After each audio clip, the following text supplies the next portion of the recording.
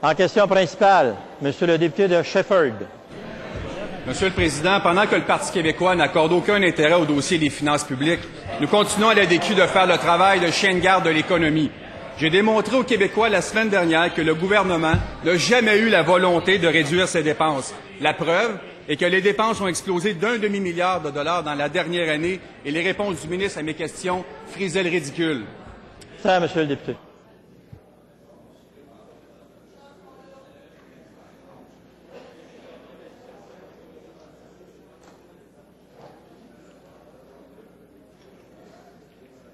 D'entendre des gens à qui j'accorde la parole, j'appelle ça le respect.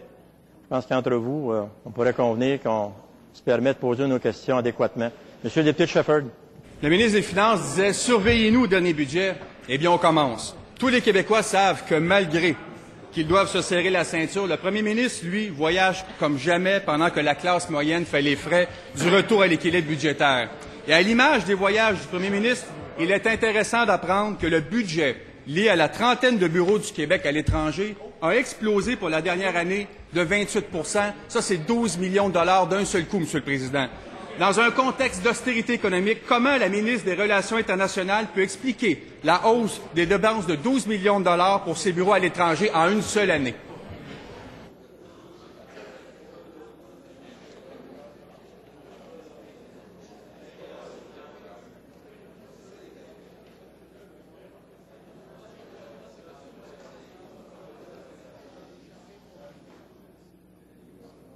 Voilà. Merci pour le silence. La parole est maintenant au premier ministre. Monsieur le Président, au moins on s'entend sur une chose avec le député de Shefford. Il est vrai que l'opposition officielle, avec en tête le chef de l'opposition officielle, ne s'intéresse pas aux questions d'économie. Probablement parce que l'économie du Québec va tellement mieux depuis que le gouvernement est là, et entre autres dans la période de crise économique, qu'elle s'y intéresse pas. Le taux de chômage au Québec est à 7,7 %, plus bas que l'Ontario, le Canada, les États-Unis.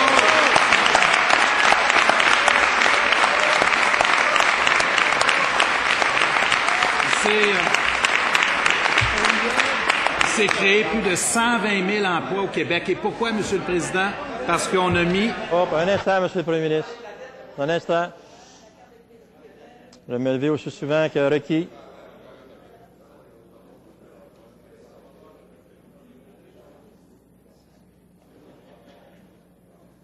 Monsieur le Premier ministre.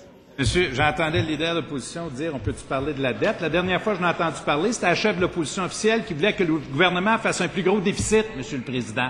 C'est ce qu'elle a proposé, Monsieur le Président. Cela étant dit, dans la dernière année, il y a eu 90 investissements étrangers faits au Québec pour une valeur d'1 milliard de dollars. J'arrive du sommet de la francophonie où justement le Québec est allé chercher un important forum sur l'avenir de la langue française au Québec. On est allé appuyer la reconstruction d'Haïti et finalement, une reconnaissance sans précédent, Monsieur le Président, du rôle que le Québec joue à l'international par le gouvernement du Canada et l'ensemble de la francophonie. Oui, on voyage parce que c'est dans l'intérêt des Québécois que nous le faisons, Monsieur le Président.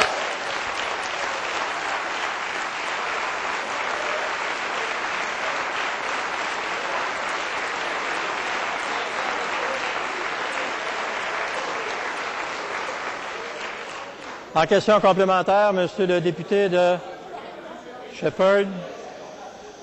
À ma gauche, s'il vous plaît, comme à ma droite, s'il vous plaît.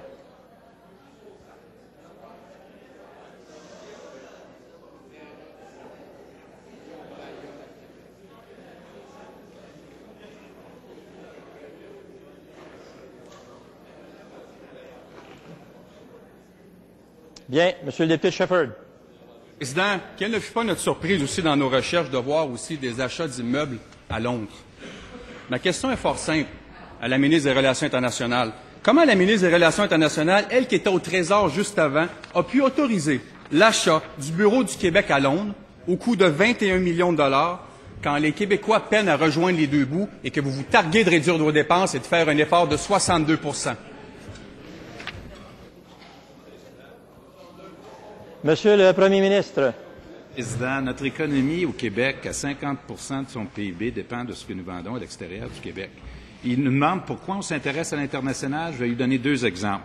Parce que nous négocions actuellement avec la France une entente sans précédent dans le monde sur la mobilité de la main-d'œuvre, parce que c'est le Québec qui a initié des négociations d'un nouveau partenariat avec la Communauté économique européenne, Monsieur le Président, qui inclut une question de mobilité de main-d'œuvre parce que nous voulons diversifier justement nos exportations pour faire mieux prospérer le Québec et les familles du Québec, Monsieur le Président. Cela étant dit, je ne suis pas étonné que le député de Shefford se lève aujourd'hui pour poser cette question-là. Ça exprime toute la contradiction de l'ADQ. C'est le même député qui proposait dans son comté une autoroute de 250 millions de dollars, Monsieur le Président. Alors, quand il aura réconcilié ces contradictions, il se lève.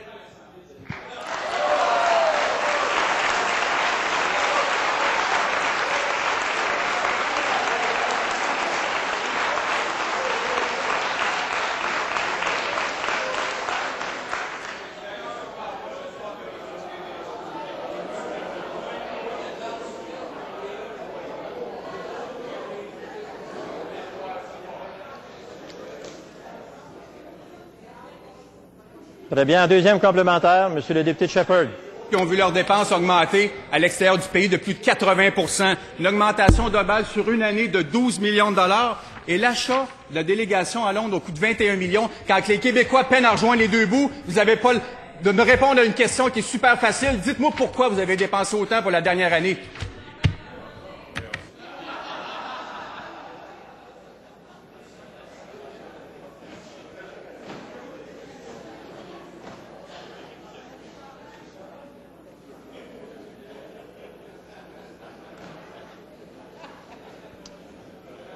À ma gauche, s'il vous plaît.